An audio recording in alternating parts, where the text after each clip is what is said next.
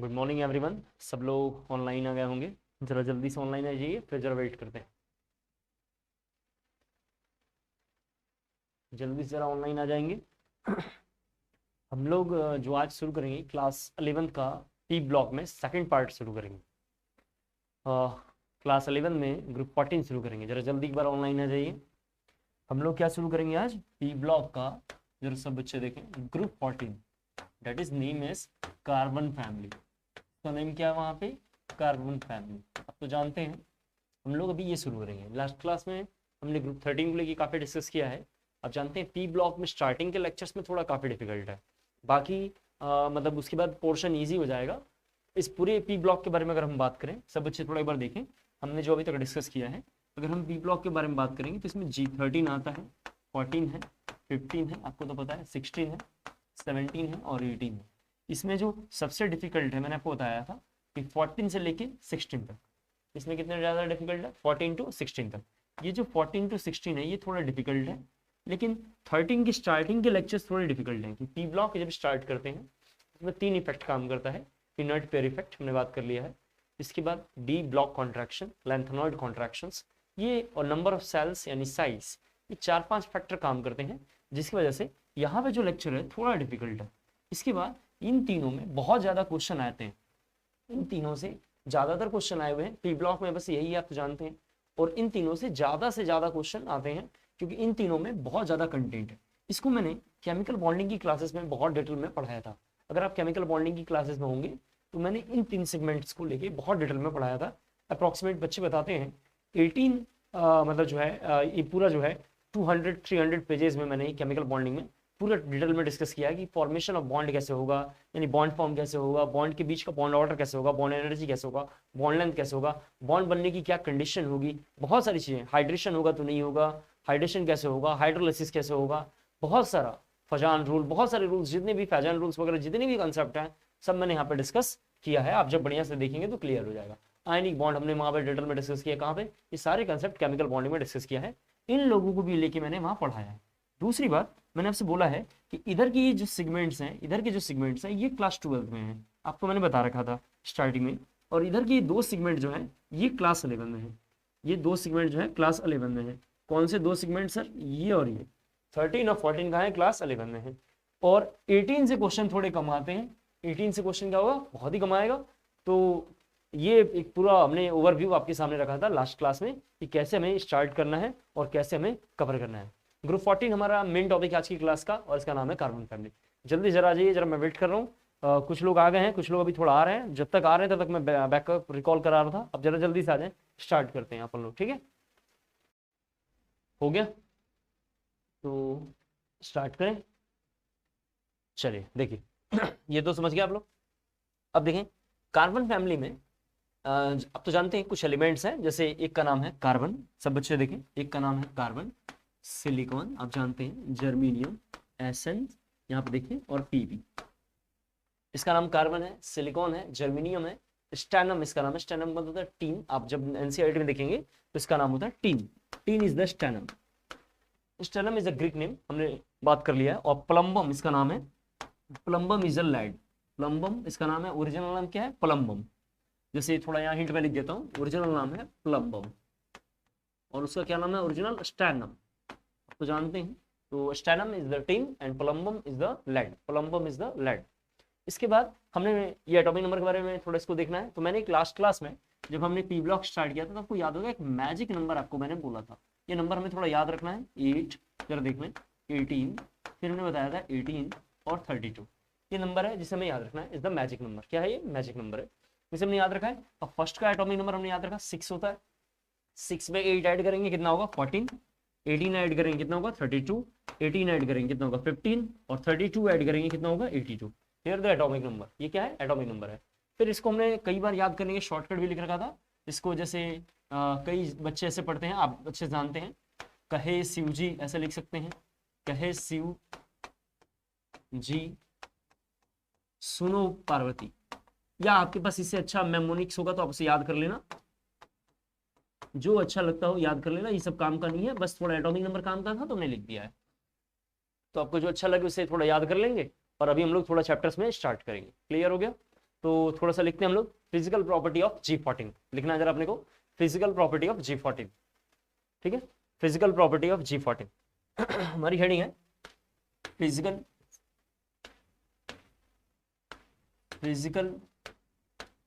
Property of G14। यहाँ सब लोग जरा सा देखें, फिजिकल प्रॉपर्टी ऑफ G14 हमारी हेडिंग है, और इसको जरा सा हम लोग लेके डिस्कस करेंगे और जरा बात करेंगे, ठीक है। पहला पॉइंट है इसके अंदर वैलेंसी। फर्स्ट पॉइंट क्या है इसकी, वैलेंसी एंड इलेक्ट्रॉनिक कन्फिगरेशन,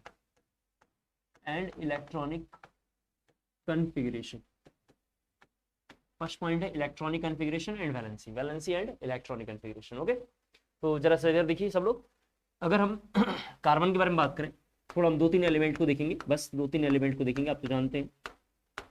तो कार्बन की वैलेंसी होती है 2 और 4, सिलिकॉन की वैलेंसी होती है 2, 8, 4। तो मुझे दिखाई दे रहा है सबके आउटर मोस्ट सेल में 4 इलेक्ट्रॉन आ रहा है, मुझे क्या दिखाई दे रहा है, सबके आउटर मोस्ट सेल में 4 इलेक्ट्रॉन आ रहा है। एक बात तो ये हमें दिखाई दे रहा है। दूसरी बात, सब बच्चों को याद होगा, नियरेस्ट इनर्ट गैस कॉन्फ़िगरेशन हम लेते हैं 2 के लिए सॉरी देखिए 2 के लिए हम क्या लेंगे, हीलियम, और यहाँ क्या लिखेंगे 2s2, और क्या लिखेंगे 2p2। यहाँ पे जरा से देखिए 10 है, यहाँ पे सब बच्चे देख सकते हैं 10 है, तो हम यहाँ पे क्या लेंगे नियॉन, सब लोग देखें नियॉन, और नियॉन के बाद क्या लिखेंगे 3s2 और क्या लिखेंगे 3p2। That means we can say the electronic configuration inert gas, सब बच्चे देखें inert gas and the here NH2 and NP2। Electronic configuration क्या होगा, इनर्ट गैस NH2 और NP2। सिमिलर अगर इनमें, अगर आप जर्मेनियम वगैरह के बारे में कोई मेरे से पूछेगा तो जरा से यहाँ देखो, मैं बोल सकता हूँ यहाँ पे 2 सेल है, यहाँ पे 3 सेल है, जर्मेनियम में 4 सेल आएगा, कितना आएगा 4 सेल आएगा, स्टेनम में कितना होगा 5 सेल आएगा, पीवी में कितना आएगा 6 सेल आएगा, और सबके आउटर मोस्ट सेल में कितने होंगे 4 इलेक्ट्रॉन होंगे, सबके आउटर मोस्ट सेल में क्या होगा 4 इलेक्ट्रॉन होगा। सबको शायद क्लियर हो गया होगा, आपने से कॉपी कर लिया होगा, ठीक है। दूसरा पॉइंट लिखेंगे ऑक्सीडेशन स्टेट, दूसरा पॉइंट लिखेंगे ऑक्सीडेशन स्टेट।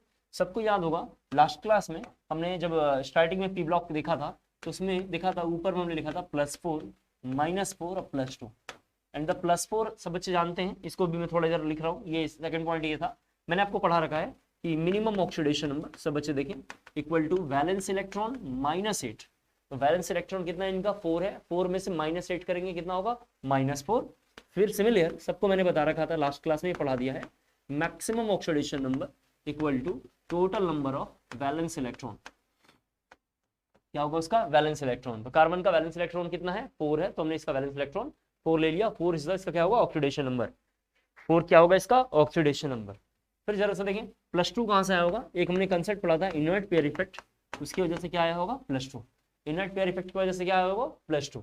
तो सेकंड पॉइंट हमारा ऑक्सीडेशन स्टेट है, जिसको आपने ये नोट डाउन कर लिया होगा, वहां पे बस एक लाइन आपको थोड़ा लिख लेना है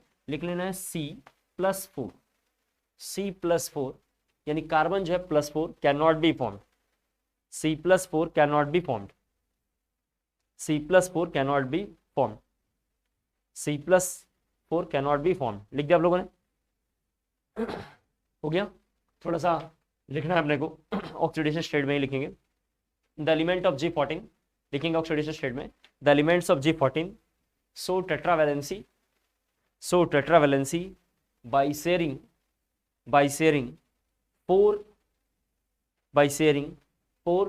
of its valence electron, 4 its of valence electron. Therefore they have oxidation state, therefore they have oxidation state +4, therefore they have oxidation state +4, and in addition G germanium, G यहाँ बोर्ड पे लिखा हुआ है देखिए, GSNPB,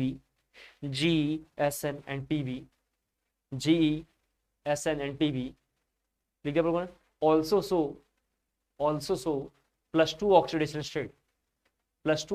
state, ब्रैकेट में लिखेंगे due to IPE inert pair effect, bracket में लिखना है due to IPE inert pair effect, मैंने आपको पढ़ा दिया inert pair effect, you know very well, तो सारी बातें हो चुकी हैं, ठीक है। फिर लिखना है थोड़ा सा पैराग्राफ चेंज करके लिखना साइज, अगली मेरी हेडिंग लिखना, सॉरी अगली हेडिंग छोटी सी लिखना, थर्ड पॉइंट लिखना साइज, थर्ड पॉइंट लिखना है साइज, साइज में लिखना है, थर्ड पॉइंट हमारा साइज में लिखेंगे it increase from carbon to silicon, it increase from carbon to silicon, it increase from carbon to silicon, and then after slight increases, and then after slight increases in atomic size, from silicon to lead, from silicon to lead, Si to Pb, silicon to lead, due to shielding by d and f electrons, due to shielding by d and f electrons, due to shielding by d and f electrons। Clear हो गया? सबने लिख लिया होगा। अगली property लिखना जरा सा, कैटिनेशन। अगली हमारी प्रॉपर्टी है, फिजिकल प्रॉपर्टी में लिखेंगे कैटिनेशन। कैटिनेशन मतलब क्या होता है? सब बच्चे सुने, कार्बन के पास एक प्रॉपर्टी है जो सारे कार्बन्स को जोड़ता रहता है, तो प्रॉपर्टी ऑफ सेल्फ लिंकिंग को हम कैटिनेशन बोलते हैं। तो थोड़ा उसे लिखना है, कैटिनेशन हमारी प्रॉपर्टी है, लिखेंगे इट इज ऐसे लिखना, it is ability of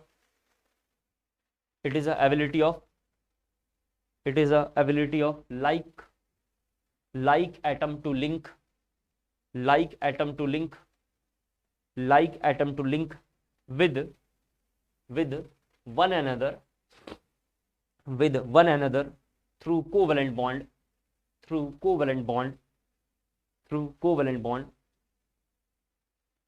full stop पर लिखना। tendency decreases from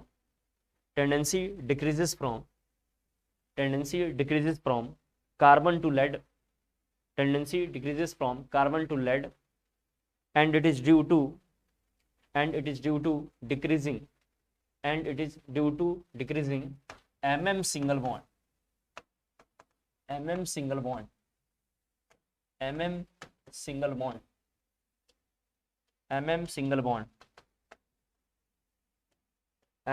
bond, clear हो गया? लिख दिया आप लोगों ने? फिर लिखना mm सिंगल बॉन्ड, फिर इसी में आगे थोड़ा और लिखना energy, mm single bond energy, therefore लिखना, पैराग्राफ जरा चेंज करके, देयरफॉर पैराग्राफ जरा चेंज करके लिखना, therefore the tendency for catenation decreases, the tendency for catination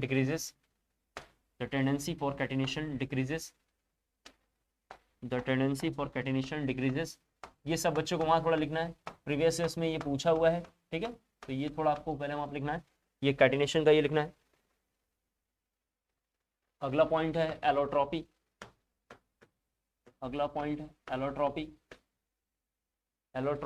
allotropy में लिखेंगे। अगला पॉइंट है एलोट्रॉपी में लिखना है elements of G14, that is carbon family, आप जानते हैं elements of G14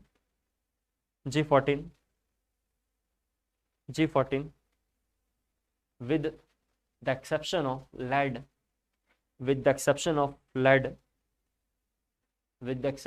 lead, so allotropy, full stop पे पैराग्राफ चेंज करके लिखना है कार्बन एग्जिस्ट,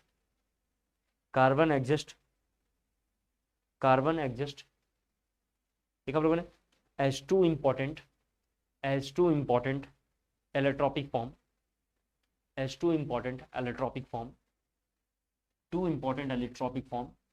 लिखना डायमंड, वहां पे लिखना डायमंड कम्मा ग्रेफाइट, और भी होता है आप तो जानते हैं, लेकिन दो ये ज्यादा इंपॉर्टेंट है। और अगर मेरे से बोलेंगे तो और क्या होता है, फुल रेन होता है, सभी बच्चों ने स्कूल में से थोड़ा आजकल पढ़ लिया है, लेकिन ये दो थोड़े ज्यादा इंपॉर्टेंट है, ठीक है? ये दो के नीचे अंडरलाइन कर लेना, ये दो थोड़े ज्यादा इंपॉर्टेंट है, तो हमने इनके बारे में बात किया है। फिर लिखेंगे इट मे बी नोटेड, फिर लिखना है it may be noted that silicon does not form graphite, like structure,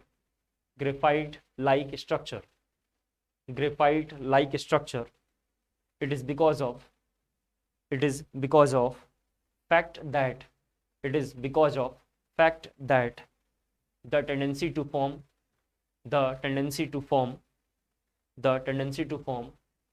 p pi, यहाँ बोर्ड पे लिखा हुआ है, सब बच्चे देखें, p pi bond, p pi bond, p pi bond. Clear हो गया? लिख दिया आप लोगों ने? फिर लिखना in silicon, in silicon, in silicon is very less, is very less because because of because of large size difference, because of large size of silicon atom, because of large size of silicon atom, silicon atom। Full stop पे लिखना as result, as result elemental silicon, elemental silicon, elemental silicon cannot form graphite, cannot form graphite like structure, cannot form graphite like structure, and it exists, and it exists only in a diamond structure, it exists only in a diamond structure, it exists only in a diamond structure, it exists only in a diamond structure। फिर अगली property लिखेंगे covalency, covalency, covalency क्या होता है जी? किसकी कितनी bond बनाने की औकात है उसको हम कोवैलेंसी पढ़ते हैं। कोवैलेंसी क्या है? किसको कितना बॉन्ड बनाने की औकात है उसका नाम है कोवैलेंसी। हम थोड़ा कोवैलेंसी में लिखेंगे, लिखेंगे इन कार्बन, लिखना in carbon it's 4, in carbon it's 4, however, however in other element, however in other element, however in other element it may be 6, it may be 6, it may be 6। Example सब बच्चे यहाँ थोड़ा सा देखें। Example के बारे में बात करेंगे तो हम लिख सकते हैं CH4, हम लिख सकते हैं CF4, लिख सकते हैं CCl4, डेट इज यहाँ पे दिखाई दे रहा है कितना है +2। ये लिखा हुआ है CV, CV is the covalency, सब बच्चे देख सकते हैं। फिर दूसरा लिखना है SiF6, सब बच्चे यहाँ पे देखें SiF6 -2, हम लिख सकते हैं। अगला SnBr6 -2, SnBr6 -2, यहाँ देखिए SnBr6 -2, और हियर द कोवैलेंसी इज +6। यहाँ कोवैलेंसी कितना है? +6 है। इसको जरा कॉपी करना,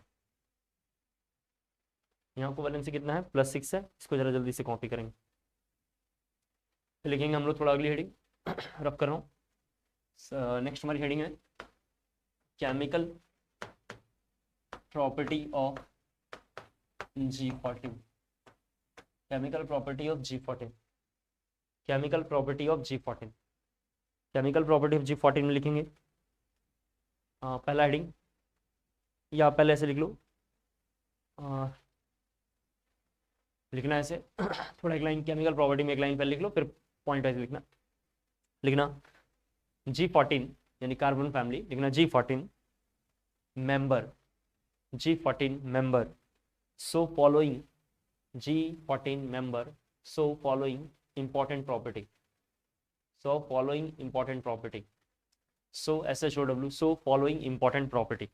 पहला उसमें लिखना है हाइड्राइड, फर्स्ट इसके अंदर लिखना है आपको हाइड्राइड, फर्स्ट हेडिंग है हाइड्राइड। हाइड्राइड में लिखेंगे हाइड्राइड ऑफ कार्बन, हाइड्राइड में लिखेंगे hydride of carbon, hydride of carbon are hydrocarbon, hydride of carbon are hydrocarbon, are hydrocarbon and similar, and similar, and similar. सब बच्चे बोर्ड पे देखें, अगर आपने सिलिकॉन लिया तो नाम होगा साइलेन। जैसे यहाँ पे सब बच्चे देखो थोड़ा सा, ये कहाँ से आया, थोड़ा इसको भी थोड़ा पीछे से आपको समझा के लाता हूँ। सब बच्चे यहाँ पे देखें, कार्बन का हाइड्राइड, सब बच्चे थोड़ा बोर्ड पे देखें, कार्बन का हाइड्राइड जो होता है सबको पता है क्या होता है, हाइड्रोकार्बन। मैंने भी थोड़ी देर पहले आपको लिखवाया है, एक बार पहले देख लो, फिर आप लिखना इसे हाइड्रोकार्बन। हाइड्रोकार्बन 3 तरीके का होता है, सबको पता है। एक का नाम होता है एल्कीन, आपको याद होगा, एक का नाम होता है एल्कीन और एक का नाम होता है एल्काइन। आपको तो पता है, इसका जनरल फॉर्मूला होता है CnH2n+2, इसका होता है CnH2n, और इसका फॉर्मूला होता है CnH2n-2, H2n-2, ये सबको पता है। CnH2n-2, CnH2n+2, CnH2n, ये होता है सिमिलर। अगर किसी बच्चे ने सिलिकॉन लिया तो सिलिकॉन जो बनाएगा वो साइलेन बनाएगा, साइलेन। नाम कैसे चेक करेंगे, देखो जरा सा, यहाँ एल्कीन, यहाँ आ रहा है साइलेन, तो आप समझ पा रहे होंगे नेम क्या होगा, silane. And the silane is the general formula SI। एक बार दो बार ये पूछा हुआ है प्रीवियस में, आप देख लेना। SiN सब कुछ सेम होगा। यहाँ पे सब बच्चे देखें सब कुछ सेम हो रहा है। किसका सेम हो रहा है? एल्केन के जैसा, सब कुछ एल्केन के जैसा है।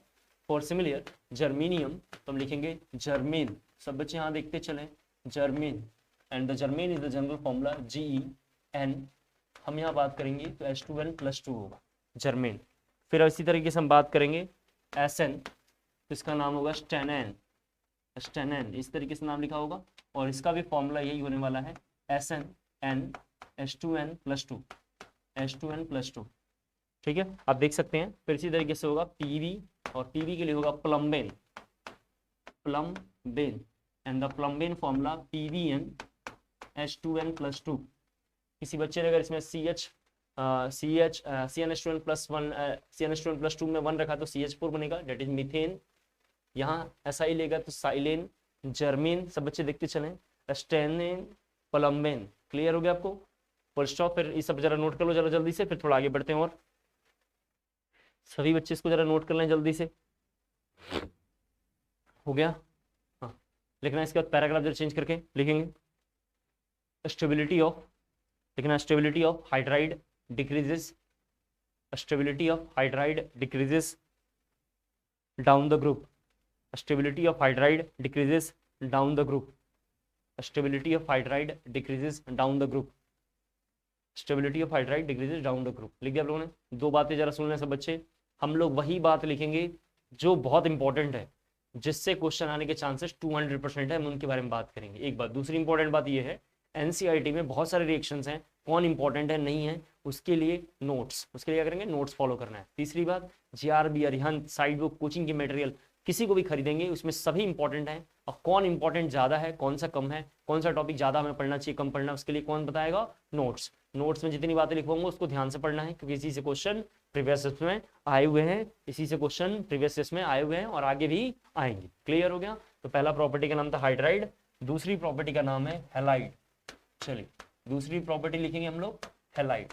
हैलाइड जरा नोट करना जल्दी से, हैलाइड नोट करना है। हैलाइड में लिखेंगे इट्स जनरल फॉर्मूला, हैलाइड में लिखेंगे it's general formula MX4, it's general formula MX4, it's general formula MX4। फिर लिखना, और फिर लिखेंगे उसी में सभी बच्चे उसी में लिखेंगे ऑल द, लिखना है all the tetrahalides, all the tetrahalides are covalent molecule and their thermal stability decreases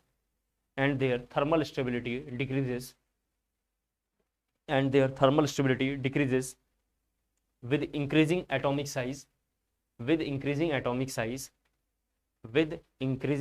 size of halogen, with increasing atomic size of halogen, लिख दिया आप लोगों ने? इसके अंदर अभी हैलाइड के अंदर ही हम थोड़ा सा बहुत सारा बात करेंगे, तो इसके अंदर लिखना है हाइड्रोलिसिस ऑफ हैलाइड, लिखना है हाइड्रोलिसिस ऑफ हैलाइड। हैलाइड के अंदर लिखना है hydrolysis of halide. Hydrolysis of halide में लिखना है आपको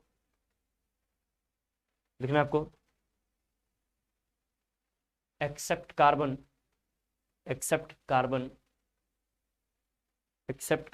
ब्रैकेट में लिखना है CCl4 all are लिखना all are hydrolyzed with water,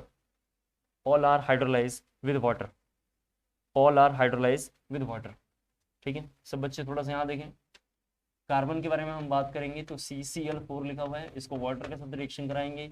board पे जरा सब बच्चे देखें, तो कार्बन के बारे में मुझे पता है, कार्बन की वैलेंसी होती है 2s2, सब बच्चे देखें, और 2p2।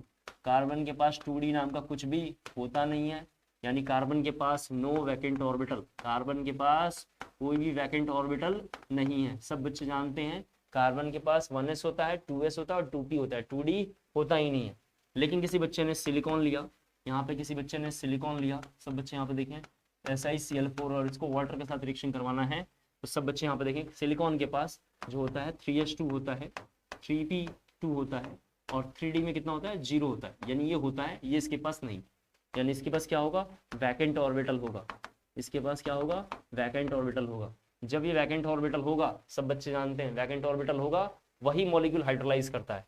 हाइड्रोलिसिस का कंसेप्ट है, यहाँ थोड़ा लिख रहा हूँ, सब बच्चे देखें।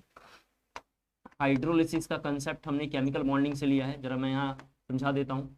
हाइड्रोलिसिस का कंसेप्ट जो है हमने केमिकल बॉन्डिंग से लिया है। ये डाटा कहाँ से उठाया, केमिकल बॉन्डिंग से उठाया। तो यहाँ पे जरा समझा रहा हूँ, एक बार केमिकल बॉन्डिंग के भी लेक्चर में आप इसे देख लेंगे तो क्लियर हो जाएगा। आप कसम खा लेंगे नहीं देखना चाहते हैं तो आपके लिए मैंने अलग से concept of hydration and hydrolysis नाम का एक वीडियो यूट्यूब पे बना के डालूंगा।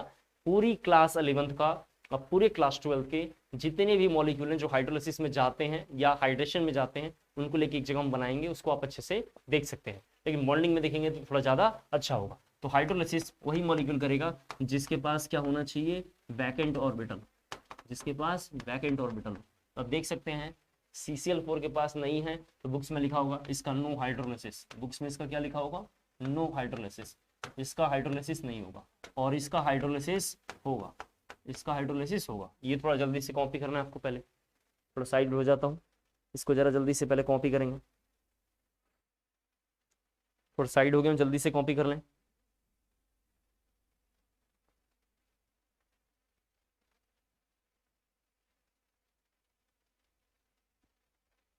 हो गया, सभी बच्चों ने लिख लिया होगा। तो थोड़ा सा और आगे हम लोग बढ़ते हैं, ठीक है। रफ कर रहे हैं, लिखना है आपको थोड़ा सा वहाँ पे, ये रिएक्शन लिखना है। SiF4 सब बच्चे देखें, प्लस वाटर, प्लस वाटर। सब बच्चे बोर्ड पे जरा सा देखें, तो ये बनाएगा SiO2 प्लस H2SiF6, H2SiF6, ये लिखना है। ये थोड़ा आगे रिएक्शन लिखना है, लिखेंगे इसमें hydrolysis of silicon tetrafluoride, hydrolysis of silicon tetrafluoride, hydrolysis of silicon tetrafluoride gives silica and fluorosilicic acid and fluorosilicic acid and fluorosilicic acid and fluorosilicic acid, salicylic acid, salicylic acid लिख दिया आप लोगों ने। फिर लिखना है पैराग्राफ चेंज करके लिखना है कार्बन टेट्राहेलाइड, लिखना है carbon tetrahalide do not form complex, carbon tetrahalide do not form complex because carbon does not have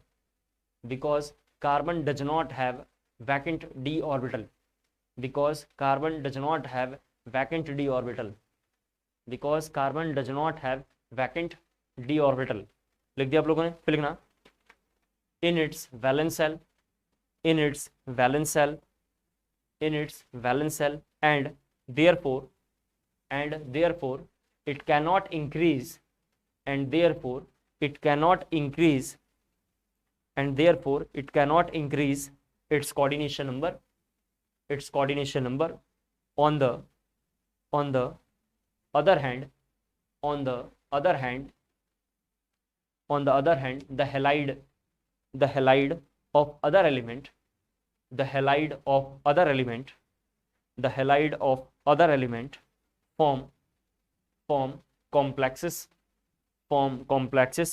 due to ability of vacant d orbital, due to ability of vacant d orbital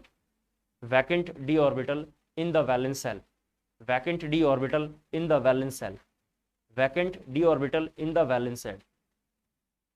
ठीक है, फिर लिखना full stop फिर से लिखना again, this can increase THESC, this can increase लिख दिया आप लोगों ने।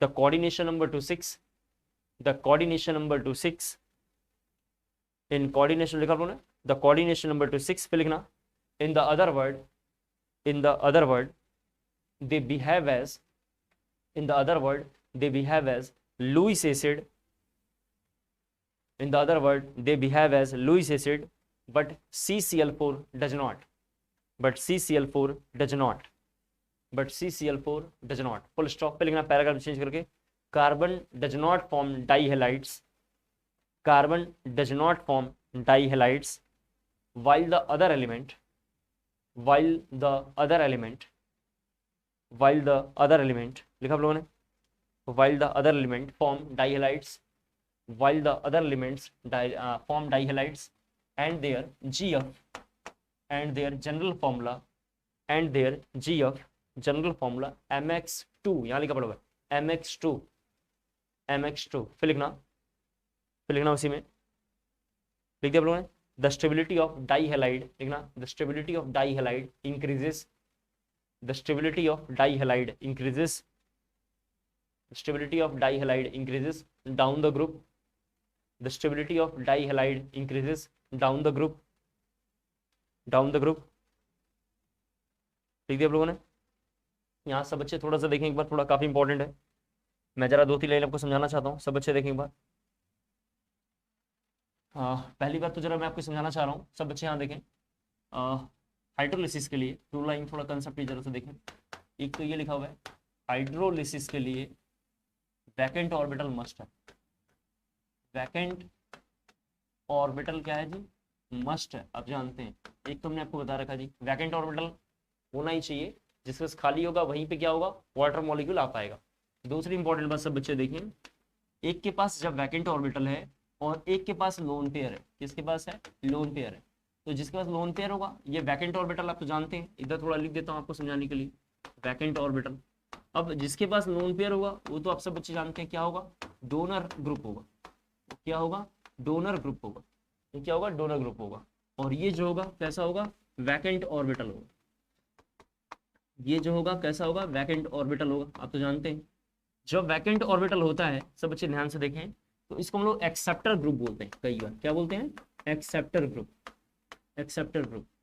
मैंने केमिकल बॉन्डिंग की क्लास में बहुत डिटेल में, सब बच्चे सुने, बहुत डिटेल में आपको पढ़ाया है कि जब भी कोई मॉलिक्यूल एक्सेप्टर है वो लोन पेयर लेगा, लोन पेयर उसको चाहिए, लोन पेयर लेता है या इलेक्ट्रॉन पेयर लेता है, तो ऐसे केस में इसको हम बोलते हैं लुईस एसिड। क्या पढ़ते हैं हम, लुईस एसिड, आपको याद होगा।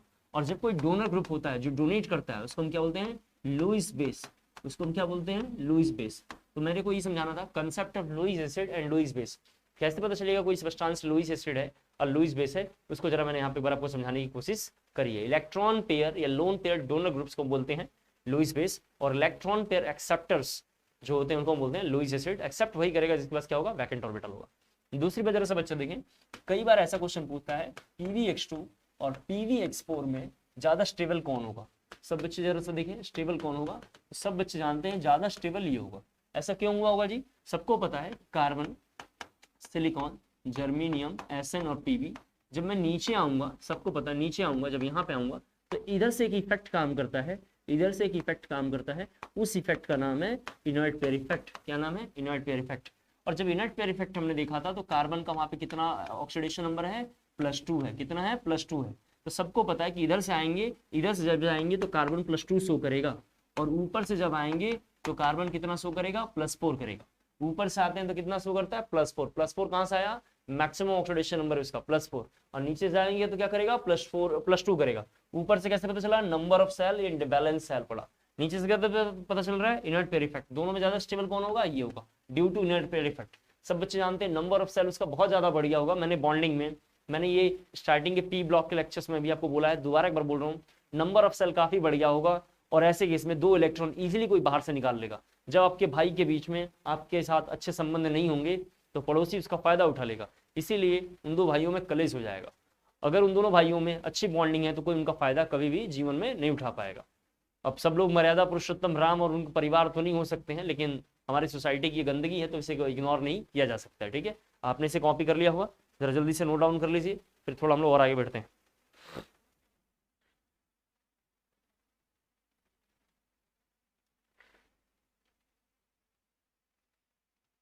हो गया, लिखेंगे एग्जाम्पल, थोड़ा और लिखना है। PvX2 इज मोर स्टेबल, लिखना है थोड़ा इसी में एग्जाम्पल लिखना है। PvX2 is more stable as compared to PvX4, as compared to PvX4, as compared to PvX4, while लिखना, वाइल GeX4, G यहाँ लिखा पड़ा हुआ है, आप लिखना GeX4, while GX4 is more stable, GX4 is more stable than GX2 लिख दिया आप लोगों ने, GX2।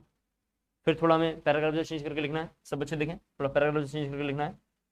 Simple halide of carbon लिखना, simple halide of carbon are CF4 CCl4 CBr4 CI4। Simple halide of carbon लिखना, simple halide of carbon are CF4 CCl4 CBr4 and CI4 and लिखना and all are known to exist, and all are known to exist, सभी exist करते हैं तो लिखना all are known to exist। फिर लिखना stability of these tetrahalides, stability of these tetrahalides decreases लिखा आप लोगों ने, decreases as the size of halogen increases, as the size of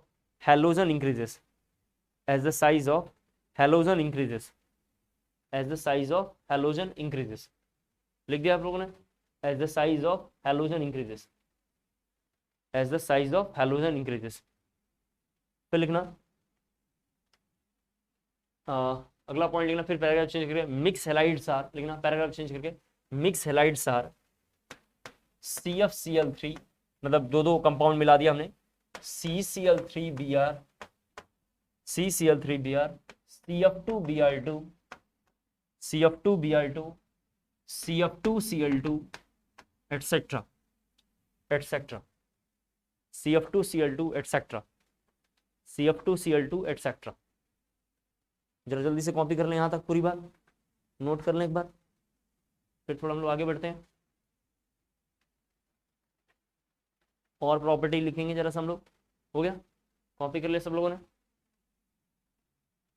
जल्दी से नोट डाउन कर लीजिए, ठीक है। यहाँ तक कोई डाउट है जरा जल्दी से मुझे बताएं, यहाँ तक कोई डाउट है, वेट कर रहा हूँ मैं, ठीक है, कोई डाउट नहीं है, आगे बढ़े। चलिए सब बच्चे थोड़ा सा देखें। इसके बाद हम लोग प्रॉपर्टी में ही, मतलब प्रॉपर्टी और कंपाउंड दोनों साथ में करेंगे। तो हमारी हेडिंग है इसके बाद कंपाउंड ऑफ कार्बन, इसके बाद हेडिंग है कंपाउंड ऑफ कार्बन। सभी बच्चे जरा सा नोट कर लें, कंपाउंड ऑफ कार्बन। तो आपको तो पता है दो ही कंपाउंड है, क्या कहते हैं आप लोग, दो कंपाउंड है। पहले कंपाउंड का नाम है, मैं थोड़ा यहाँ लिख देता हूँ, फर्स्ट कंपाउंड का नाम है कार्बन मोनोऑक्साइड, दैट इज क्या लिखेंगे हम लोग, CO।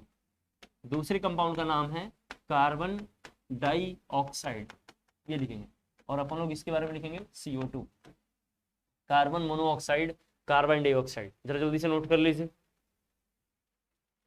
ठीक है, हो गया जी, सबने लिख लिया। लिखना है थोड़ा इसमें, फर्स्ट कंपाउंड लिखना है जरा हेडिंग कार्बन मोनोऑक्साइड, फर्स्ट हमारी हेडिंग है, लिखना है कार्बन मोनोऑक्साइड, फर्स्ट हमारी हेडिंग है कार्बन मोनोऑक्साइड, लिखेंगे इसमें कार्बन मोनोऑक्साइड में CO is prepared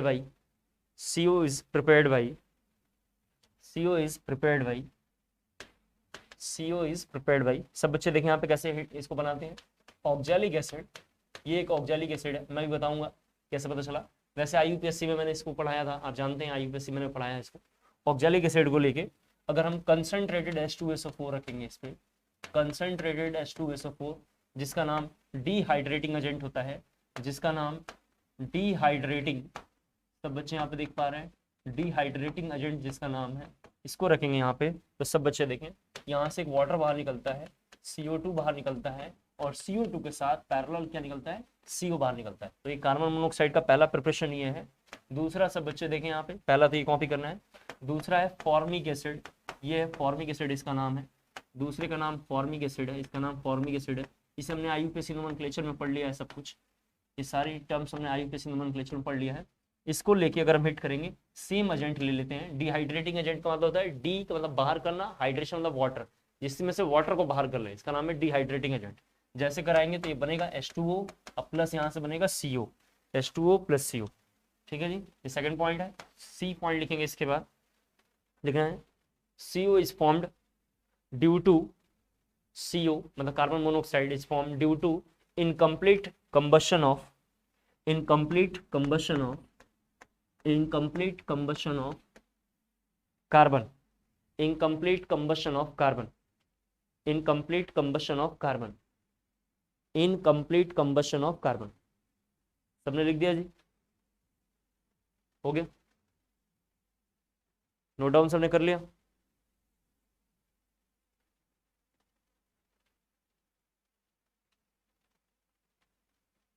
ठीक है, अगली प्रॉपर्टी लिखेंगे फोर्थ, मतलब इसी में लिखना है, प्रिपरेशन में, सॉरी प्रिपरेशन में लिखना फोर्थ प्रिपरेशन में, बाई स्ट्रीम, फोर्थ लिखना है बाई स्ट्रीम। इससे पीवाईक्यू में क्वेश्चन आ रखा है तो थोड़ा ये इंपॉर्टेंट है क्योंकि इसको पढ़ना बहुत जरूरी है। लिखना है when stream is pass on carbon, when stream is pass on carbon, when stream is pass on carbon. Stream का मतलब सब बच्चे जानते हैं H2O वेपर फेस में, क्या लिखा हुआ है H2O वेपर फेस में, ठीक है H2O वेपर फेस में लिखा हुआ है, ठीक है। When stream is passed on carbon CO is formed, CO is formed along with water, CO is formed along with water, CO is formed along with water, CO is formed along with water। सब बच्चे थोड़ा board पे देखें, along with water।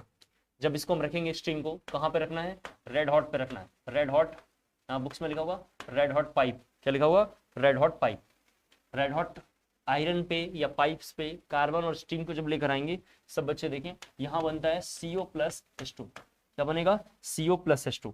जो ये CO+H2 बना हुआ है, ये जो CO+H2 बना हुआ है इसको कई बार बुक्स में वाटर गैस लिखा होगा, एक दो बार जहाँ पूछा हुआ है प्रीवियस में वहाँ यही पूछा हुआ है इनमें से कौन सा वाटर गैस है। सब बच्चे जरा सुन लें, इनमें से कौन सा वाटर गैस है। इसी वाटर गैस को कई बार बुक्स में लिखा होगा syn gas, syn gas. Water gas और सीन गैस में क्या डिफरेंस है तो उसको जरा मैं यहाँ समझाने के लिए थोड़ा लिखता हूँ। सब बच्चे देखें, अगर कभी रेशियो CO और H2 का, सब बच्चे देखें CO और H2 का जो रेशियो है 1:1 के फॉर्मेट में होगा, 1:1 के फॉर्मेट में होगा तो उसको हम बोलेंगे वाटर गैस। और अदर वैल्यू और अदर रेशियो यहाँ लिखा पड़ा है, और अदर रेशियो जितने भी निकल के आएंगे, जो भी रेशियो अदर होगा वो सब कुछ क्या होगा सीन गैस होगा, तो सब कुछ क्या होगा सीन गैस होगा। CO+H2 का रेशियो अगर 1:1 में अगर मिलता है तो उसका नाम वाटर गैस है, और other ratio are known as, ठीक है other ratio are known as क्या बोलेंगे हम सीन गैस बोलेंगे। क्लियर हो गया, ठीक है। रब करता हूँ जरा इसके बाद जरा हम लिखेंगे properties of CO, properties of CO। Carbon monoxide की प्रॉपर्टी में थोड़ा नोट करना है। सब बच्चे देखें, कार्बन मोनोऑक्साइड को अगर हम हाइड्रोजन से रिएक्शन कराते हैं तो ये बनाता है मेथनॉल, क्या बनाता है मेथनॉल। तो थोड़ा आपको ये नोट करना है, पहली प्रॉपर्टी तो ये है। सब बच्चे देखें फर्स्ट प्रॉपर्टी है। दूसरी प्रॉपर्टी की अगर हम बारे में बात करें तो आपको शायद याद होगा जब कहीं सब बच्चे यहाँ जरा से बोर्ड पे देखें, आपको कहीं याद होगा जब कहीं वेल्डिंग होता है तो वहाँ ब्लू फ्लेम आता है, क्या कहते हैं वहाँ पे ब्लू फ्लेम आता है, सबको याद होगा शायद। तो जब इसको वेल्डिंग कराएंगे तो जो मतलब हिट करेंगे या बर्न करेंगे तो ब्लू फ्लेम देगा, तो लिखना है बर्न विद ब्लू फ्लेम। यहाँ पे क्या लिखेंगे हम बर्न विद ब्लू फ्लेम। यहाँ जरा देखिए burn with blue flame, burn with blue flame ये लिखना है। थर्ड पॉइंट जरा सब बच्चे देख के लिखेंगे, CO का जब हम Cl2 के साथ रिएक्शन कराएंगे तो ये बनता है COCl2। सब बच्चे जरा सा देखें COCl2 जिसका नाम है फॉस्जिन, जिसका नाम है फॉस्जिन गैस, जिसका नाम है फॉस्जिन गैस। फोर्थ प्रॉपर्टी जो है इसकी, फोर्थ प्रॉपर्टी जरा सब बच्चे देखें, CO का अगर H2 के साथ रिएक्शन कराएंगे विद द एजेंट सब बच्चे देखें ZnCrO4, with the agent ZnCrO4। थोड़ा इसको बढ़िया से और लिखता हूँ जरा सब बच्चे देखें ZnCrO4, तो ये बनाता है मेथनॉल। आपको मैं बताऊं जितने क्वेश्चन आएंगे एग्जामिनेशन में, कोई भी एग्जाम में सिर्फ नोट से क्वेश्चन आएगा। कहाँ से आएगा सिर्फ नोट से आएगा, तो नोट्स को थोड़ा अच्छे से तैयार करेंगे, थोड़ा नोट्स को अच्छे से तैयार करेंगे। तो फोर्थ हमने प्रॉपर्टी जरा कॉपी कर लिया होगा सब लोगों ने। फोर्थ के बाद जरा से थोड़ा हम लोग और आगे बढ़ते हैं और जरा सा देखने की कोशिश करेंगे क्या होता है, बहुत सारी चीजें और भी हैं डिटेल में देखते हैं। फोर्थ रफ कर रहा हूँ, नोट कर लिया अपने। 5 नंबर पॉइंट में लिखना है, 5 नंबर में many of the transition metal, ऐसे लिखना प्रॉपर्टी में many of the transition metal, many of the transition metal, many of the transition metal form metal carbonyl, form metal carbonyl, form metal carbonyl, form metal carbonyl. Example सब बच्चे देखें, ये लिखना है NiCO4। Example सब बच्चे देखें Fe प्लस 5CO, 5CO लिखा हुआ है, ये बनाएगा यहाँ पे FeCO5, ये बनाएगा FeCO5, यहाँ पे लिखा हुआ है, सब बच्चे देखते रहें FeCO5 हो गया।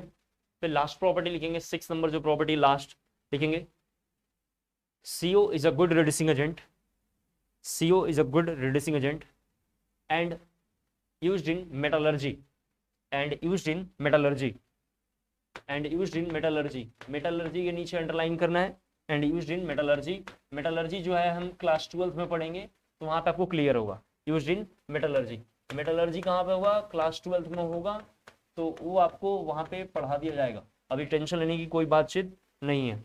फिर किसी बच्चे ने Fe3O4 लिया, वहां ये एग्जाम्पल लिखना है, Fe3O4 लिया और फिर CO के साथ फर्दर रिएक्शन कराया। सब बच्चे यहाँ पे देखें तो यहाँ बनेगा FeO प्लस CO या CO2 गैस यहाँ से बनेगा। फिर किसी बच्चे ने FeO को फिर से CO से रिएक्शन कराया तो यहाँ से Fe बाहर आएगा और CO या CO2 गैस यहाँ से बाहर आएगा। मैं आपको समझाना चाह रहा हूँ, आयरन को सेपरेट करने के काम में इसका यूज लेते हैं। जब आप थोड़ा सा मेटलर्जी जब पढ़ेंगे तो आपको थोड़ा क्लियर होगा। आपको लेकिन कोई भी डाटा इधर से याद रखने की जरूरत नहीं है, कंक्लूजन बस इतना सा है, मेटलर्जी में अपने आप रिकॉल आपको कराया जाएगा। सारे क्वेश्चन क्लास नोट्स आएंगे जेई में, नीट में, बोर्ड में, आपको बस पेंसिल से प्रूफ रीडिंग अच्छे से करना है। मैं उन्हीं बातों को लिखवा रहा हूँ जो बहुत बहुत बहुत ज्यादा इंपॉर्टेंट है। क्लियर हो गया होगा। अगली हमारी हेडिंग है, दूसरी हमारी मेन हेडिंग है। पहले कंपाउंड का नाम था कार्बन मोनोऑक्साइड, दूसरा कंपाउंड है लिखना है कार्बन डाइऑक्साइड, दूसरा हेडिंग है कार्बन डाइऑक्साइड, दूसरा हमारा हेडिंग है कार्बन डाइऑक्साइड। क्या लिखेंगे, कार्बन डाइऑक्साइड, ठीक है। कार्बन डाइऑक्साइड में लिखना है प्रिपरेशन, कैसे इसको बनाएंगे, कार्बन डाइऑक्साइड को कैसे बनाते हैं जरा सा हमें ये देखना है। तो कार्बन डाइऑक्साइड को बनाने के लिए लिखना है थोड़ा सा सभी बच्चों को, CO2 is prepared by decomposition of, CO2 is prepared by, CO2 is prepared by decomposition of carbonate, decomposition of carbonate and bicarbonates, carbonates and bicarbonates, carbonates and bicarbonates। सब बच्चे यहाँ पे देखें, ये CaCl2 हो जाएगा। इसको बैलेंस वैलेंस हम नहीं कर रहे हैं क्योंकि बैलेंसिंग हम यहाँ पढ़ नहीं रहे हैं। बैलेंसिंग के लिए हीट एंड ट्रायल लेना है, जैसे वहाँ Cl2 है तो हम यहाँ पे 2 का मल्टीप्लाई कर देते, सबको अच्छे से पता है। प्लस यहाँ पे बनेगा H2O, अब प्लस यहाँ बनेगा CO2, ठीक है, ये बनेगा। जरा सब बच्चे देख लें एक बार, ये लिखना है। अगर आपको ये भी रिएक्शन समझ में नहीं आ रहा तो आपको याद होगा एस ब्लॉक में ये रिएक्शन हमने किया था, इसको जब हिट कर रहे थे तो यहाँ पे एक बन रहा था CaO प्लस यहाँ से CO2 गैस क्या हो रहा था, बाहर होता, प्लस क्या हो रहा था यहाँ से CO2 गैस बाहर हो रहा था। सबने कॉपी कर लिया होगा। यहाँ से क्या हो रहा था, ये CO2 गैस है, जरा देख लें एक बार, ये CO2 गैस है। क्लियर हो गया होगा, नोट डाउन कर लिया सबने। फिर जरा सब बच्चे देखें, 2 बाइकार्बोनेट को अगर हम लेते हैं, इसको बाइकार्बोनेट पढ़ते हैं, जरा सब बच्चे देखें, बाइकार्बोनेट को हिट करते हैं तो ये बनाता है यहाँ से carbonate plus H2, carbonate plus H2। यहाँ देखें ये कैसे पता चला ये बनेगा, कैसे पता चला ये बनेगा, कैसे पता चला ये हिट करने पे होगा। मैंने हीटिंग इफेक्ट नाम का एक चैप्टर अलग से पढ़ा है यूट्यूब पे, 1.5 घंटे में क्लास 11th का और 12th के जितने भी हिट करने पे क्या क्या ब्रेक करता है वो सब मैंने जेडी ली बुक से कलेक्ट करके एक अच्छे से 1 घंटे 1.5 घंटे में पढ़ाया। तो हीटिंग इफेक्ट अगर आप देख लेंगे जब पूरा कंप्लीट कोर्स होने के बाद तो आपको पूरी बात समझ में आ जाएगा, अच्छा इसको हिट करने से ये बनता है। क्लियर हो गया। इसके बाद जरा सा देखें एक कंसेप्ट जरा सा और देखें थोड़ा सा, ऑक्सी एसिड लिखा हुआ है यहाँ। हमने कई बार इसको ऑक्सी एसिड को पढ़ लिया है कि जब भी कभी नॉन मेटल, सब बच्चे देखें, जब भी कभी नॉन मेटल O2 से रिएक्ट करता है तो नॉन मेटालिक ऑक्साइड बनाता है। क्या बनाता है, नॉन मेटालिक ऑक्साइड, जो कि सब बच्चे जानते हैं कैसा होता है, एसिडिक। सब बच्चे देखते चले। फिर इसको वाटर से हाइड्रोलिसिस कराएंगे तो हाइड्रोलिसिस कराने पे ये बनाता है ऑक्सी एसिड। क्या बनाता है, ऑक्सी एसिड। ये क्या बनाता है, ऑक्सी एसिड। तो कंसेप्ट ऑफ ऑक्सी एसिड जरा मैंने इधर समझाया है। एग्जाम्पल आपको लिए थोड़ा सा यहाँ पर लिख रहा हूँ, सब बच्चे देखें। एग्जाम्पल की अगर हम बात करें तो जो ये CO2 है, सॉरी कार्बन का जो ऑक्सी एसिड बारे में बात करें, यहाँ पर डायरेक्ट लिख रहा हूँ ऑक्सी एसिड ऑफ कार्बन। इसके बारे में बात करें तो कार्बन का पहला ऑक्सी एसिड जो होता है उसका नाम है, सब बच्चे यहाँ जरा सब बोर्ड पे देखें, उसका नाम है कार्बोनिक एसिड। क्या नाम है, कार्बोनिक एसिड। कार्बोनिक एसिड का फॉर्मूला होता है H2CO3।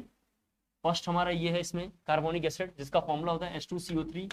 और ये कैसे बनता है, तो H2O plus CO2 H2O plus CO2 को मिक्स कराएंगे तो बनेगा H2CO3। क्या बनेगा? H2CO3। जरा सब बच्चे बोर्ड पे यहाँ पे देखें, कार्बोनिक एसिड का मतलब है H2O प्लस CO2 को इस तरह से रखेंगे। फिर सब बच्चों को मैंने केमिकल बॉन्डिंग में बताया था कि जब भी किसी एसिड के लास्ट में इक आए और उसमें से H प्लस बाहर करते हैं तो 8 बनता है। क्या बनता है? 8 बनता है। और मैंने समझाया था जब भी अस आता है उसमें से H प्लस को बाहर करते हैं तो 8 बनता है। ये शॉर्टकट मैंने आपको केमिकल बॉन्डिंग में बताया था। तो जरा सब बच्चे देखें, यहाँ इक लिखा हुआ है, आप ध्यान से देखेंगे तो क्या लिखा हुआ है? इक लिखा हुआ है। तो यहाँ से किसी बच्चे ने अगर एक H प्लस को बाहर निकाला, जरा देखें, एक H प्लस को बाहर निकाला तो यहाँ बनेगा HCO3 पे माइनस। इसका नाम था बाइकार्बोनेट। क्या नाम होता है इसका? बाइकार्बोनेट। नाम पढ़ के पता चल रहा है क्या है? बाइकार्बोनेट। 8 आ रहा है लास्ट में, देख सकते हैं आप। जब भी H बाहर करना है, कितना H बाहर करना है लिखा हुआ नहीं है, हाइड्रोजन बस बाहर करना है। अब इसमें से हाइड्रोजन 2 बाहर कर लेंगे तो सब बच्चे देखें ये बनेगा और इसका नाम क्या होगा? कार्बोनेट। क्या नाम आया? कार्बोनेट। नाम से ही पढ़ के पता चल रहा है, सब बच्चे देख पा रहे हैं 8 वगैरह सब में आ रहा है। क्या आ रहा है? 8 सब में बार बार आ रहा है। तो बेसिकली मैं आपसे कहना चाह रहा था, पहला ऑक्सी एसिड जिसका यहाँ पे नाम है, सब बच्चे देख सकते हैं, फर्स्ट ऑक्सी एसिड जिसका नाम है carbonic acid. First oxy acid कौन है? Carbonic acid. और दूसरा ऑक्सी एसिड जिसका नाम है ऑक्सैलिक एसिड। दूसरी का नाम है ऑक्सैलिक एसिड। आपको थोड़ा लिखना है, ये दूसरा हमारा है ऑक्सैलिक एसिड और ऑक्सैलिक एसिड का फॉर्मूला होता है COOH का पावर ट्वाइस। ठीक है, इसको कई बार बुक्स में जरा देखें सब बच्चे, COOH और COOH ऐसा लिखा हुआ होगा। ये दोनों बातें सेम लिखी हुई हैं। आपको भी अगेन यहाँ पता है, आपको अगेन कि इसके नाम में इक आ रहा है। सब बच्चे देखें, नाम में क्या आ रहा है? यहाँ पे इक आ रहा है। इक में से बाहर करेंगे तो क्या बनेगा? 8 बनेगा। तभी सब बच्चों को याद होगा कि ऑक्सैलिक एसिड से, इसका नाम ऑक्सैलिक एसिड है, इसमें से 2 H प्लस बाहर करते हैं तो इस तरीके का ग्रुप कोई बनता है। और सबको याद होगा, इसी का कई बार बुक्स में नाम OX लिखा होगा और इसका नाम होता है ऑक्सैलेट। क्या नाम होता है? ऑक्सैलेट। आपको याद होगा क्या होता है? ऑक्सैलेट। क्लियर हो गया? तो कंसेप्ट ऑफ जो है ऑक्सी एसिड मैंने आपको डिटेल में समझाने की कोशिश करी है। सबको क्लियर हो गया होगा? कंसेप्ट ऑफ ऑक्सी एसिड आपको अच्छे से क्लियर हो गया होगा। नोट कर लीजिए जल्दी से।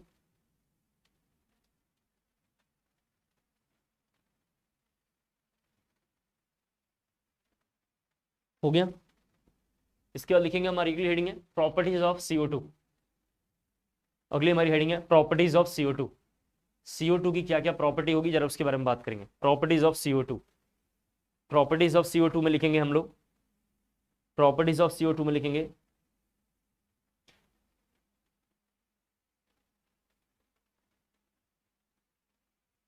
सबने लिख लिया जी properties of CO2।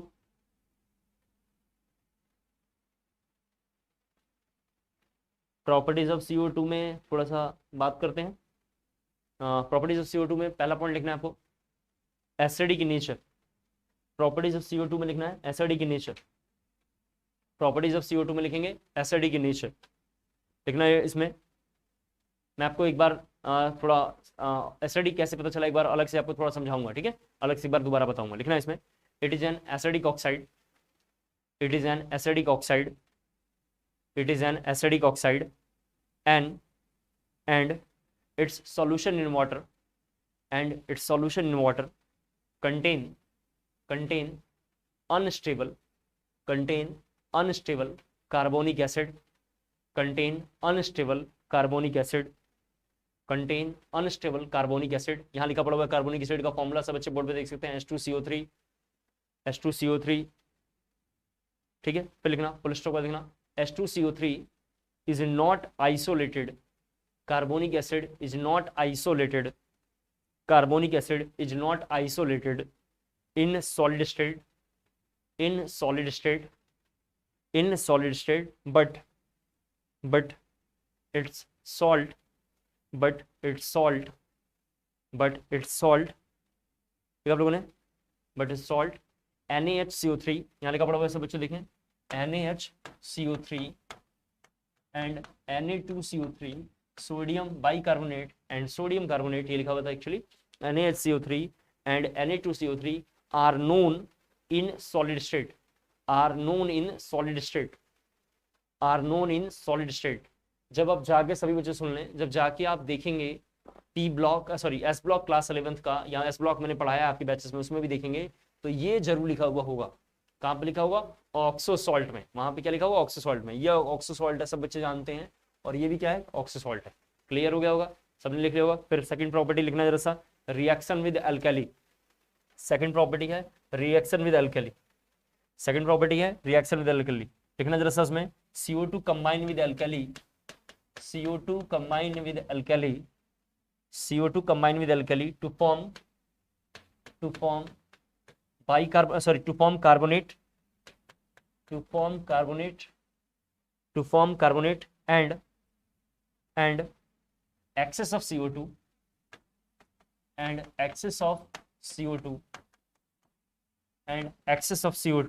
convert carbonate and bicarbonate, convert carbonate and bicarbonate, convert carbonate and bicarbonate, convert carbonate and bicarbonate, convert carbonate and bicarbonate। Wait करें जरा, इसे हो गया जी, लिख दिया आप लोगों ने, सभी बच्चों ने लिख लिया,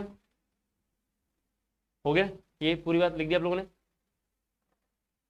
मैंने सर समझा दिया। अल्कली किसे बोलते हैं जी, एस ब्लॉक के जो एलिमेंट्स हैं बेस बनाते हैं उसको हम लोग अल्कली पढ़ते हैं। लास्ट क्लासेस में ये सब हमने बातें कर ली है, एस ब्लॉक के एलिमेंट्स क्या बनाते हैं, अल्कली बनाते हैं, ये सब हमने डिस्कस कर लिया था। फिर लिखना जरा सा पैराग्राफ जरा चेंज करके, ये थोड़ा जो लाइन लिखेंगे बहुत इंपॉर्टेंट है, इससे प्रीवियस में क्वेश्चन आया हुआ है, जो भी हम लाइन लिखेंगे इससे प्रीवियस में क्वेश्चन आया हुआ है, लिखेंगे थोड़ा सा इसमें, लाइम वाटर ब्रैकेट में लिखना कैल्शियम हाइड्रोक्साइड, ये लिखना लाइम वाटर ब्रैकेट में लिखना calcium hydroxide turns milky when CO2 is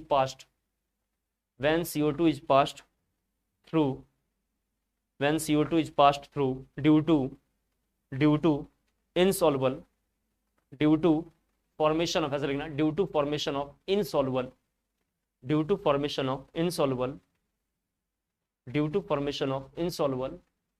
calcium carbonate,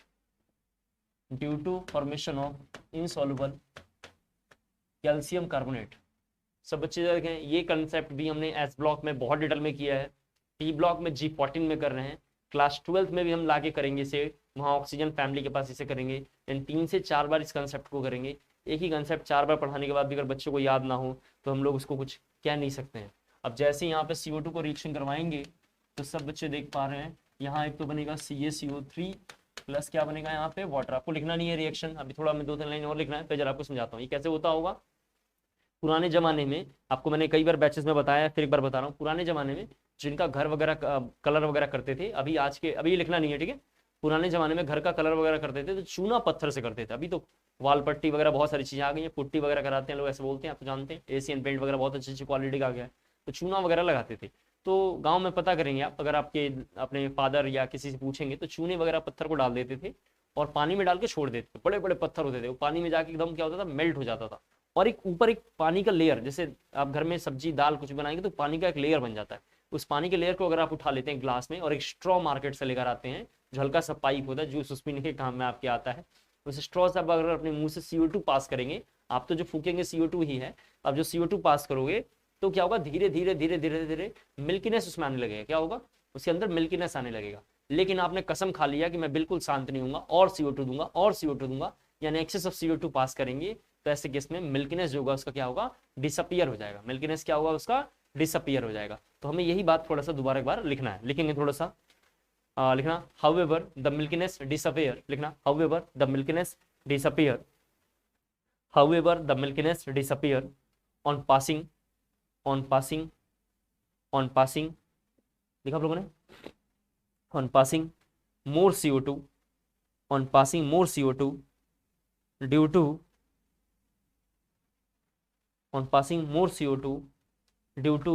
formation of soluble calcium bicarbonate, formation लिखा आप लोगों ने, formation of soluble calcium bicarbonate,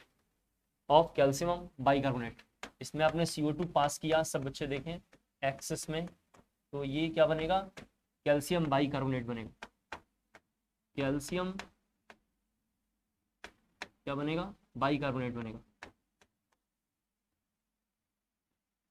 यहां से बच्चे देखें, ये बाइकार्बोनेट का फॉर्मूला है, जो वाटर में क्या होगा, सॉल्युबल होगा, ठीक है, ये थोड़ा नोट करना जल्दी से, वाटर में सॉल्युबल है ये।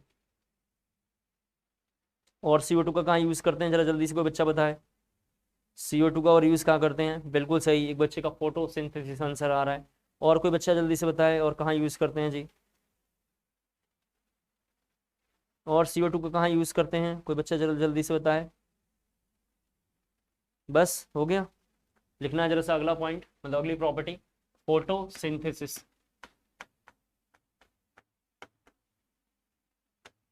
लिखेंगे फोटोसिंथेसिस में लिखना O2 is evolve, O2 is evolve and glucose, O2 is evolve and glucose is formed and glucose is formed। सभी बच्चे जानते हैं CO2 प्लस वाटर मिलके क्या बनाते हैं? ग्लूकोज। ग्लूकोज कैसे पता चलेगा कि ग्लूकोज बना है नहीं बना है, वो सब थोड़ा सा बायो में पढ़ाएंगे लोग, और हम लोग बायोमोलिक्यूल्स केमिस्ट्री में पढ़ाते हैं। तो ग्लूकोज प्लस O2, यही O2 लेके आप और हम क्या है? जिंदा है। तो जल्दी से कॉपी कर लेंगे इसको, ठीक है। इसके बाद जरा सा हम लोग थोड़ा ऑक्साइड के बारे में डिस्कस कर लेते हैं। तो बुक्स में लिखा होगा ऑक्साइड ऑफ G14, अगली हमारी हेडिंग है ऑक्साइड ऑफ G14। सब बच्चे थोड़ा बोर्ड पे देखें, ऑक्साइड ऑफ G14 के बारे में जरा हम बात करेंगे, लेकिन हम लोग थोड़ा और भी डिटेल में डिस्कस करेंगे, ठीक है। ये हमारी हेडिंग है, लेकिन हम पहले थोड़ा ऑक्साइड के बारे में बहुत डिटेल में बात करेंगे कि ऑक्साइड कितने तरीके का होता है और ये ऑक्साइड क्या क्या है। मैंने ऑक्साइड वैसे पीरियोडिक टेबल में पढ़ाया था, लेकिन एक बार जरा हम दोबारा ऑक्साइड को लेके बहुत डिटेल में बात करेंगे, ठीक है जी। ऑक्साइड के बारे में डिटेल में बात करेंगे। लिख दिया आप लोगों ने सबने? चलें स्टार्ट करेंगे, पर जल्दी से बताएं, मैसेज करें आप। ओके चलें, लिखना है ऑक्साइड में हेडिंग। ऑक्साइड हम पहले पढ़ेंगे, ऑक्साइड ऑफ G14 एक्चुअली छोटा सा हेडिंग है, वो मैं पढ़ना है, लेकिन पहले हम ऑक्साइड पढ़ेंगे, उसके बाद वापस आके उस टॉपिक को देख लेंगे, ठीक है। तो ऑक्साइड में लिखना है टाइप्स ऑफ ऑक्साइड। ऑक्साइड में लिखना है टाइप्स ऑफ ऑक्साइड, जिसके अंदर हमारी पहली हेडिंग सबको लिखना है एसिडिक ऑक्साइड। फर्स्ट हमारी हेडिंग सबको लिखना है एसिडिक ऑक्साइड। सभी बच्चे जरा नोट करेंगे एसिडिक ऑक्साइड। एसिडिक ऑक्साइड में लिखना है ऑक्साइड, लिखेंगे oxide which react with base, oxide which react with base and this on dissolving water and this on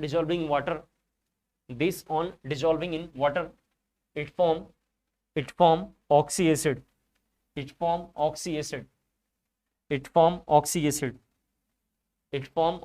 full stop. फिर पैराग्राफ चेंज करके लिखना, non metallic oxide are acidic in nature, non metallic oxide are acidic in nature. Example लिखना CO2, example लिखना CO2 SO2, सब बच्चे लिखेंगे CO2 SO2 SO3, ठीक है।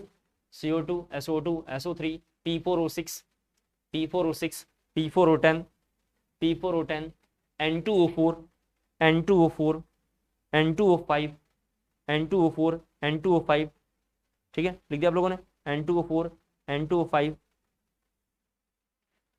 क्लियर हो गया? सबने लिख दिया आप लोगों ने? यहाँ से बच्चे देखें थोड़ा सा, हमने आपको 2-3 बातें और बताया है। एसिडिक ऑक्साइड में मैंने आपको थोड़ा 2-3 बातें ये समझाया। सब बच्चे देखें, जब भी कोई नॉन मेटल, इसको थोड़ी देर पहले पढ़ाया था, फिर दोबारा लिख रहा हूँ, नॉन मेटल रिएक्ट करेगा तो नॉन मेटल का क्या बनेगा? ऑक्साइड। और ये ऑक्साइड कैसा होगा जी? एसिडिक होगा। सब बच्चे देखते चलें। और इसमें क्या करेंगे? वाटर को डालेंगे तो क्या बनेगा? Oxy acid. अभी थोड़ी देर पहले कंसेप्ट ऑफ ऑक्सी एसिड में समझाया था। एग्जाम्पल, सल्फर में O2 डालेंगे तो क्या बना यहाँ पे? SO3। कैसे बना वो आप समझ जाएंगे। ये कैसा होता है? एसिडिक होता है। कैसे पता चला? लिखवा दिया है। SO3 में फिर वाटर डालेंगे, क्या बनेगा यहाँ से? H2SO4 बनेगा, जो कि क्या होगा? एक ऑक्सी एसिड होगा। कहाँ पढ़ा? केमिकल बॉन्डिंग में। क्लियर हो गया? नोट करना है इसे, ठीक है। अब जरा सब बच्चे यहाँ पे देखें, 2 तरीके का अगेन एसिड है, थोड़ा इसको भी यहीं पे डिस्कस कर देता हूँ। एक का नाम है ऑक्सी एसिड और एक का नाम है हाइड्रा एसिड। सब बच्चे थोड़ा सा देखें, इससे भी मैंने केमिकल बॉन्डिंग की क्लास में डिटेल में पढ़ाया है। मैंने इसे पी ब्लॉक में भी पढ़ाया था स्टार्टिंग में, फिर अभी दोबारा एक बार पढ़ा रहे हैं। फिर इसे पी ब्लॉक 12th में भी पढ़ाया है, डी एंड एफ ब्लॉक में भी पढ़ाया है, मैंने इसे एस ब्लॉक में भी पढ़ाया है। तो कई जगह पढ़ाया है, चीजें आपको याद हो जाएंगी। ऑक्सी एसिड कौन बनाता है? कार्बन बनाता है, फॉस्फोरस बनाता है, नाइट्रोजन बनाता है, सब बच्चे देखें, सल्फर बनाता है। इतने लोग ऑक्सी एसिड बनाते हैं। हमारे सिलेबस में इतना ऑक्सी एसिड बार बार बनता हुआ हमें दिखाई देगा। और हाइड्रा एसिड कौन बनाता है? ग्रुप जरा सा बच्चे देखें 16 एंड 17। ग्रुप 16 एंड 17 बनाते हैं। मैंने जरा दोनों आपको शॉर्ट में यहाँ पे समझा दिया है, हाइड्रा एसिड और ऑक्सी एसिड। ऑक्सी एसिड में क्या होता है, जब आप, और पहचान पहला तो ये है, जरा सब बच्चे देखें। दूसरा, जब आप सल्फ्यूरिक एसिड बनाते हैं तो ऐसा बनता है, सब बच्चे देख लें, सल्फ्यूरिक एसिड ऐसा बनता है। ये सल्फ्यूरिक एसिड का क्या है, स्ट्रक्चर है, थोड़ा देखते चलो। और आपने यहाँ पे ग्रुप 16 या 17 ले लिया, 17 को जरा एग्जाम्पल यहाँ समझा रहा हूँ, तो आप देखिए HF बनाते हैं यहाँ, क्या बनाते हैं, HCl बनाते हैं, फिर क्या बनता है, HBr बनता है, और फिर क्या बनता है, HI बनता है। इन एसिड में और इस एसिड में कंपेयर करेंगे तो दूसरा पॉइंट ये दिखाई दे रहा है, पहला पॉइंट तो दिखाई दिया, ये कौन बनाता है, कार्बन, फास्फोरस, नाइट्रोजन, सल्फर, वहां कौन बनाता है, 15 एंड 16, ठीक है, सॉरी 16 एंड 17 बनाता है। इन दोनों कंपेयर करेंगे तो क्या दिखाई दे रहा है कि hydrogen direct link with central atom. अगर किसी क्वेश्चन में hydrogen direct link with central atom होगा तो एसिड का नाम होगा हाइड्रा एसिड। हाइड्रा एसिड केवल दो ही बना सकते हैं, 16 एंड 17, और आप देख सकते हैं इसमें हाइड्रोजन जो है डायरेक्ट लिंक है सेंट्रल एटम से, कहाँ है, डायरेक्ट लिंक है सेंट्रल एटम से, और इसमें हाइड्रोजन देखिए डायरेक्ट लिंक नहीं है सेंट्रल एटम से।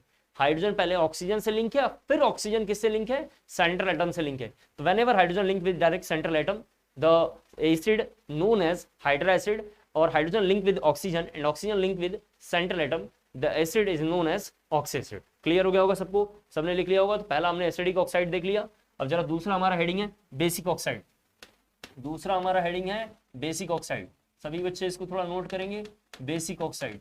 अब बेसिक ऑक्साइड को लेकर जरा हम लोग देखेंगे, लिखना इसमें oxide which react with, oxide which react with acid, oxide which react with acid and on dissolving water, and on dissolving in water it form hydroxide, and dissolving in water it form hydroxide, and on dissolving in water it form hydroxide, full stop। फिर paragraph जब change करके लिखना metallic oxide are basic oxide, लिखना metallic oxide are basic oxide, metallic oxide are basic oxide, metallic oxide are basic oxide. लिख दिया आप लोगों ने। एग्जाम्पल लिखना, एग्जाम्पल लिखना Na2O, Na2O, K2O, Rb2O, Na2O, K2O, Rb2O। लिख दिया आप लोगों ने।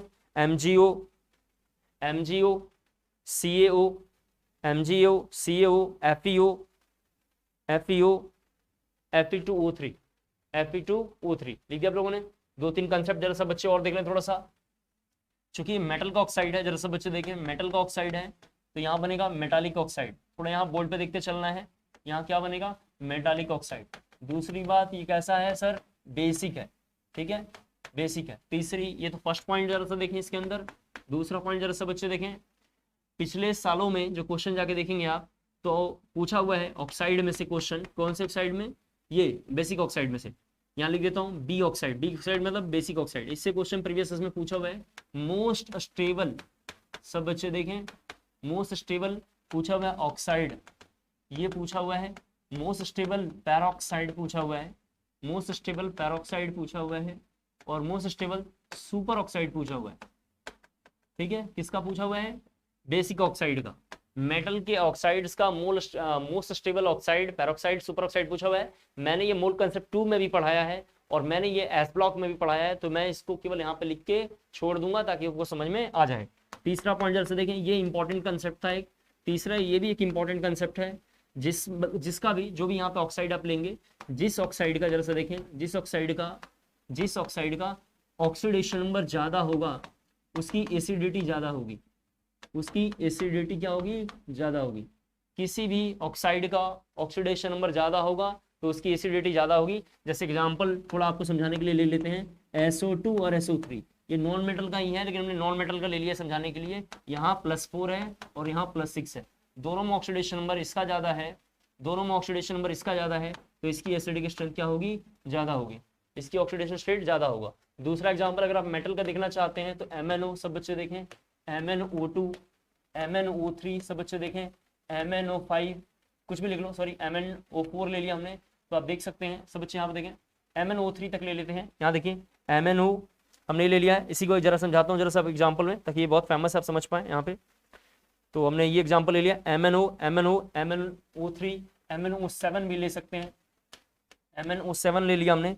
इनमें से किसी के बारे में अगर हम बात करें तो ये इधर से ऑक्साइड बेसिक होगा, सॉरी एसिडिक इधर से होगा, क्योंकि ज्यादा ऑक्सीडेशन नंबर जिधर होगा उसकी एसिडिक स्ट्रेंथ ज्यादा होगी। क्लियर हो गया होगा, सबने इसको लिख लिया होगा, हो गया। लिख दिया आप लोगों ने। फिर थोड़ा एक लाइन और लिख लेना, फोर्थ, ये थर्ड था इसके अंदर, बेसिक के अंदर थर्ड था, फोर्थ एक लाइन और लिख लेना, लिखना। ये सारा कंसेप्ट सीखना बहुत जरूरी है, बुक्स में लिखा हुआ नहीं है तो इसके बगैर काम नहीं चल पाएगा।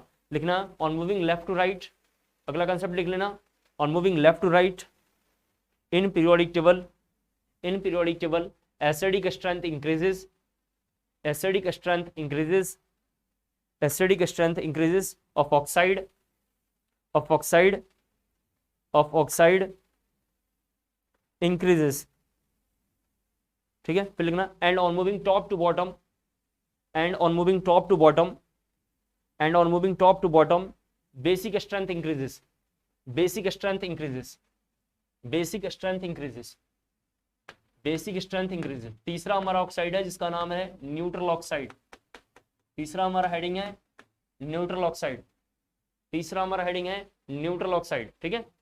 तीसरा हमारा हेडिंग है न्यूट्रल ऑक्साइड। इसमें लिखेंगे oxide, oxide which, oxide which neither react with acid, oxide which neither react with acid or base is known as neutral oxide, is known as neutral oxide, is known as neutral oxide, is known as neutral oxide। लिख दिया आप लोगों ने, ठीक है। सब बच्चे देखें ये एग्जाम्पल यहाँ बोर्ड पे लिखा हुआ है, इसको जरा जल्दी से कॉपी कर लें। यहाँ एग्जाम्पल लिखा हुआ है बोर्ड पे, जरा जल्दी से कॉपी कर लें, ठीक है। कैसे पहचानेंगे कि ये है ऑक्साइड है, तो थोड़ा सा एक बार उसको सारा समझाने के बाद एक जगह लिख दूंगा, आपको क्लियर हो जाएगा। लास्ट जरा सा लिखना है एम्फोटेरिक ऑक्साइड, लास्ट आपको लिखना है एम्फोटेरिक ऑक्साइड, एम्फोटेरिक, यहां जरा रफ कर रहा हूं, last amphoteric, amphoteric oxide, amphoteric oxide.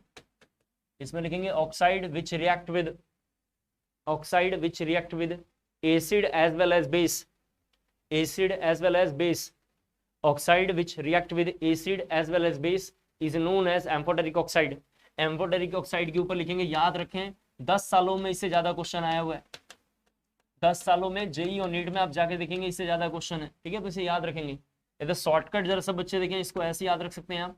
केवल कौन एम्फोटेरिक ऑक्साइड बनाता है, तो ये लोग बनाते हैं, देखें बीई, सब बच्चे देखें, इसको हमने कई बार पढ़ लिया है, BeSN, GaAl, ZnPb, ये लोग बनाते हैं। जब सब बच्चे देखें, ये लोग बनाते हैं एम्फोटेरिक ऑक्साइड, ये लोग बनाएंगे एम्फोटेरिक ऑक्साइड। इसको हमने याद रखा था पिछले क्लास में, शॉर्टकट जरा सा देखो, यहाँ पे लिखा है बेसन, ये लिखा है बेसन, BeSN बेसन।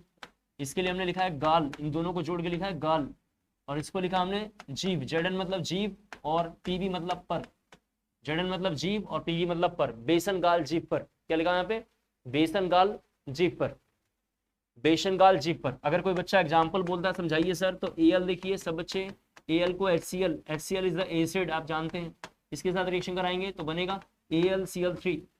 क्या बनेगा यहाँ पे बच्चों, AlCl3 प्लस जो भी होगा यहाँ से वाटर गैस बस बाहर निकल जाएगा।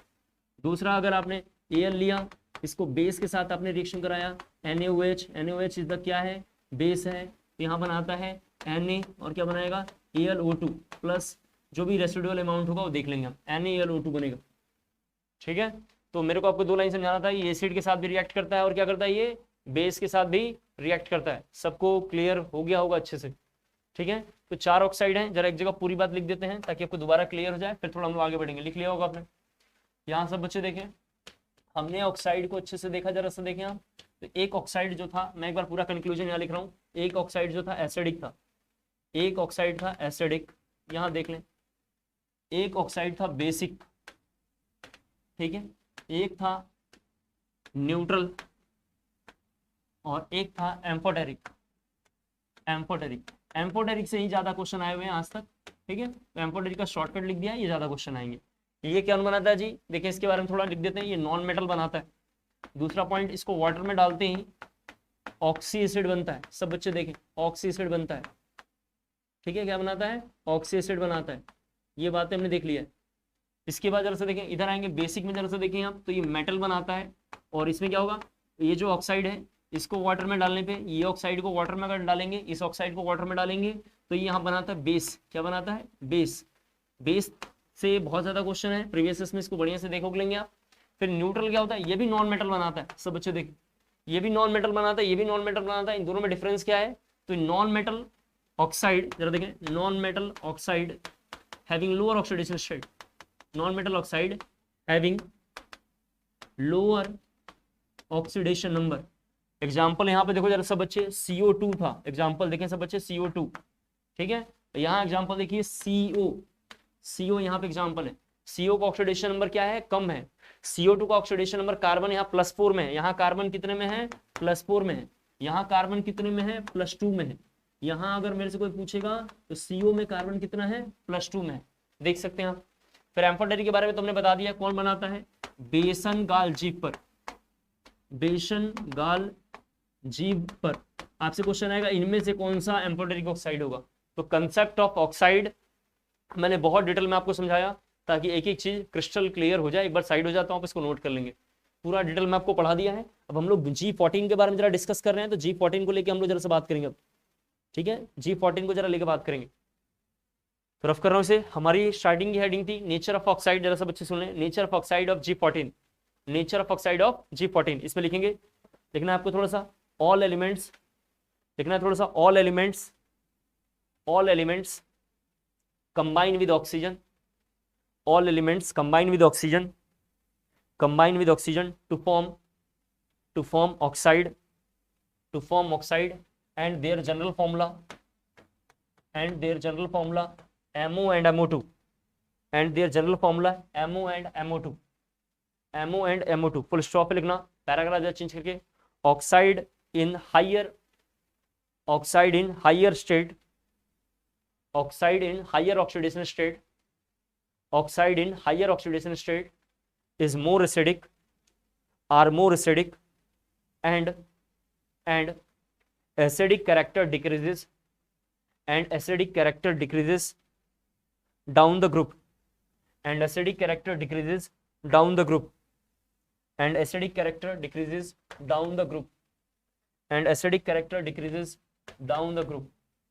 सब बच्चे यहाँ जरा सा देखें, SNO और PbO, ये जरा सा देखें, ये क्या लिखा हुआ है सर, MO, ये क्या है, MO टाइप, ठीक है। इसको थोड़ा ऐसा लिख देता हूँ, MO टाइप, ठीक है, MO टाइप ऑक्साइड।